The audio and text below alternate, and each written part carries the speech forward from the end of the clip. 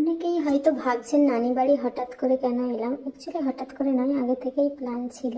সবটা আগের থেকে কেন জানাইনি, অনেকবার আমি শুনেছি যে আগের থেকে সব কিছু জানলে নাকি নজর লেগে যায়।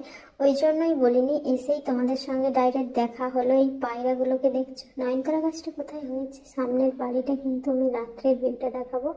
লাঞ্চ নিয়ে বসে গেছি খাওয়ার জন্য। স্পেশালি আমার সব থেকে বেশি পছন্দ হয়েছে এই ডালের বড়া। আমি কিন্তু নানিকে বলেছি, আমার নানির হাতে বড়া খেতে খুব ভালো লাগে, আমি নানি নিজে করেছে এটা। সন্ধ্যাবেলা আমরা একটু বেরিয়ে পড়লাম, অ্যাকচুয়ালি এই মেলাটার জন্যই আসা। বোন অনেক করে রেখেছিল, আর আমি এই মেলাটাতে যদি না আসতাম আমার নিজেরও প্রচণ্ড খারাপ লাগে। সেই ছোটবেলা থেকে আসছি তো, সেই জন্যই। নাগরদোলাতে কিন্তু অনেক দিন পর চাপলাম, কিন্তু একটুও ভয় লাগেনি। আমি তো ভাবছিলাম অনেকটাই হয়তো ভয় লাগবে, নাগরদোলাটা কিন্তু অনেকটা বড় ছিল। মামা তো বলছে যে ভয় লাগেনি যদি, তাহলে এত জাপটিয়ে কেন ধরেছিলিস? আমি বলি